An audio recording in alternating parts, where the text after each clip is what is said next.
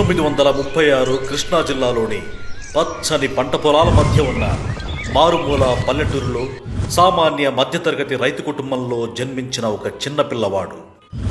చిన్ననాటి నుంచే సవాళ్లకు అలవాటు పడి స్నేహితులు దమ్ముంటే ఈ చెరువు అటువైపు ఒడ్డుకు వెళ్ళి ఇటు రాగలవా అంటూ చేసిన సవాలును స్వీకరించిన రామోజీరావు అరగంటలోనే చెరువు ఆ గట్టు తాకి ఈ గట్టుకు చేరుకుని అందరినీ ఆశ్చర్యానికి గురి చేశారు.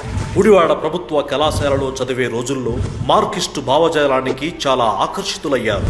ఒకరోజు మద్రాసులోని ఓ హోటల్లో మిత్రులతో సరదాగా గడుపుతున్న సమయంలో కూడా మీడియా రంగంలోకి వెళ్లాలని ఉందంటూ తన మనసులోని మాట బయటపెట్టారు. భవిష్యత్తు మీడియా రంగానిదే అని 65 ఏళ్ల క్రితమే ఊహించిన గొప్ప వ్యక్తి రామోజీరావు. ఈ కెమెరా నా ప్రపంచానికి కిటికీ లాంటిది. నేను తప్పకుండా చెప్పాల్సిన కథలను చెప్పే తీరుతాను. కెమెరా రామోజీ యొక్క మొదటి ప్రాధాన్యంగా మారింది. అతను కెమెరాతో తన జీవితం చుట్టూ ఉన్న కథలను అద్భుతంగా చెబుతూ ఉండేవాడు. 1958లో రామోజీరావు బడ్జెట్ లేని పరిస్థితుల్లో తక్కువ వనరులతో ఒక చిన్న డెస్క్, ఒక టైప్ రైటర్గా జీవన గమనం మొదలుపెట్టారు. 1960లో తక్కువ డబ్బులు పెద్ద కలలతో హైదరాబాదుకు వచ్చిన రామోజీరావు కష్టాలకు భయపడకుండా వ్యాపారం చేయాలని భావించారు. అనుకున్నట్లుగానే రామోజీరావు హైదరాబాదులోని హిమాయత్ నగర్లో కేవలం 2 ఉద్యోగులతో 1962లో మార్గదర్శి చిట్ ఫండ్ సంస్థను ప్రారంభించారు. మనం ఇప్పుడు స్థాపించేది చిన్నదే కావచ్చు, కానీ నమ్మకం మరియు కష్టంతో మార్గదర్శి చాలా పెరుగుతుంది. ఆ తర్వాత ఇమేజ్ యాడ్ ఏజెన్సీతో రాష్ట్ర వ్యాప్తంగా గుర్తింపు తెచ్చుకున్నారు.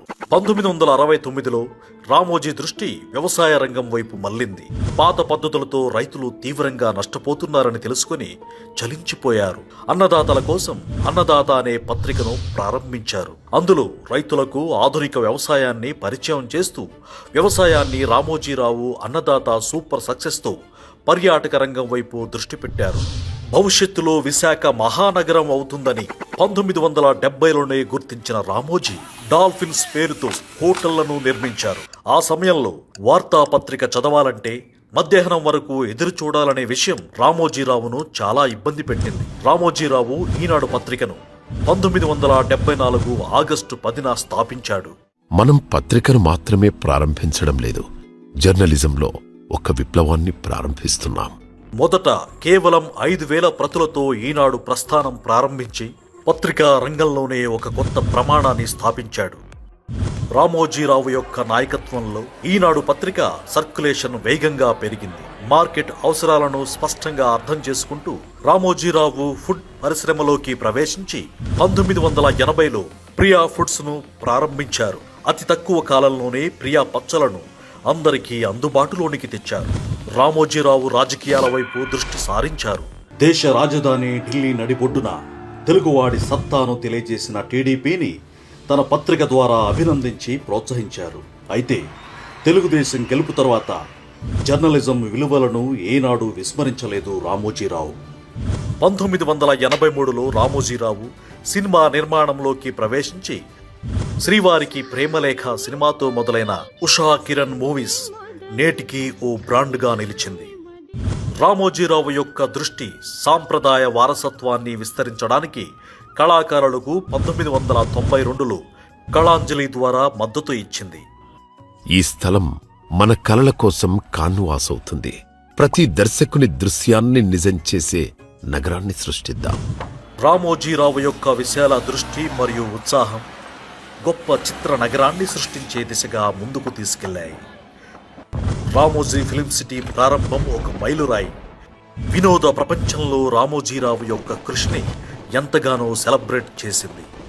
నిత్య నూతనంగా వినూత్నంగా ఉండటం వల్ల రామోజీ ఫిల్మ్ సిటీ వినోద ప్రపంచంలో ముందు వరుసలో ఉండేలా చేసింది. ప్రపంచం నుండి సందర్శకులను ఆకర్షించింది. మనం లైవ్లోకి వెళదాం. ఈటీవీ మన ప్రేక్షకులకు టెలివిజన్లో ఒక కొత్త యుగాన్ని తీసుకురాబోతోంది. ఈటీవీ ప్రారంభంతో రామోజీరావు తన మీడియా సామ్రాజ్యాన్ని విస్తరించి ప్రసారంలో కొత్త ఎత్తులను తీసుకుని వచ్చాడు. రామోజీరావు నిజాయితీగా జర్నలిజం పట్ల ఉన్న నిబద్ధతను ప్రదర్శించి రాజకీయంగా శక్తివంతమైన వ్యక్తులను సమర్థంగా ఎదుర్కొని ముందుకు సాగాడు. ప్రతి గొప్ప వ్యక్తి వెనక ప్రేమను పంచే గొప్ప కుటుంబం ఉంటుంది. రామోజీరావు యొక్క కుటుంబం అతనికి ఎప్పుడూ మార్గనిర్దేశం చేస్తూ మద్దతుగా ఉండింది. రాజకీయ సవాళ్లను ఎదుర్కొన్నప్పుడు రామోజీరావు యొక్క ధైర్యం మరియు నిబద్ధత ప్రతిబింబించింది. శాంతిగా ఉండండి, మనం పరిష్కారం కనుగొంటాం.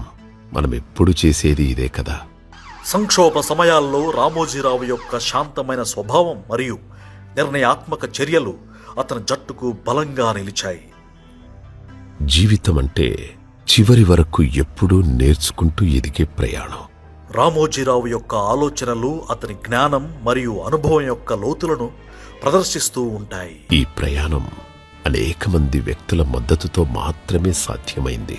మనమందరం కలిసి గొప్పదనం సాధించాం. నేను చేయవలసింది ఇంకా చాలా ఉంది. ఇది నన్ను ఆపలేదు.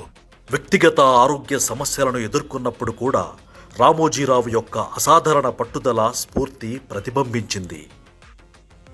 రామోజీరావు యొక్క విజయం అతని తెలివితేటలు, జ్ఞానాన్ని మాత్రమే చూపించలేదు, అతను పాటించిన విలువలను కూడా చూపించాయి. జర్నలిజం ఎల్లప్పుడూ సత్యం మరియు నిజాయితీ కోసం నిలబడాలి. ఈ విలువలను ఎప్పుడూ పాటిస్తూనే ఉండాలి. తన చివరి క్షణాలలో రామోజీరావు యొక్క జ్ఞాపకాలు అతని జీవన సిద్ధాంతాన్ని ప్రతిబింబించాయి. రామోజీరావు యొక్క వారసత్వం ఎప్పటికీ కొనసాగుతూనే ఉంటుంది. రామోజీరావు గారు లక్షలాది మందికి ఉద్యోగాలు కల్పిస్తున్నారు. గుర్తుంచుకోండి, మన పని నిజానికి ఎప్పటికీ పూర్తవదు. ఉన్నతమైన కృషి చేయడం నిరంతరం కొనసాగించండి మరియు మార్పును స్వీకరించండి. భవిష్యత్తు తరాలను పెద్ద పెద్ద కలలు కనేలా, కష్టపడి పనిచేసేలా మరియు మార్పును సాధించేలా ప్రేరేపిస్తూనే ఉంటుంది. ఆత్మాభిమానం కంటే ఏదీ విలువైంది కాదు. కష్టాలొచ్చాయని నీ వ్యక్తిత్వానికి వ్యతిరేకంగా ఎవరితోనూ దేనితోనూ రాజీ పడకు అని జీవన గమనాన్నే ధర్మయాగంగా మార్చుకున్న పద్మవిభూషణుడు రామోజీరావు గారి జయంతి సందర్భంగా వారికి ఇవే మా ఘన నివాళులు.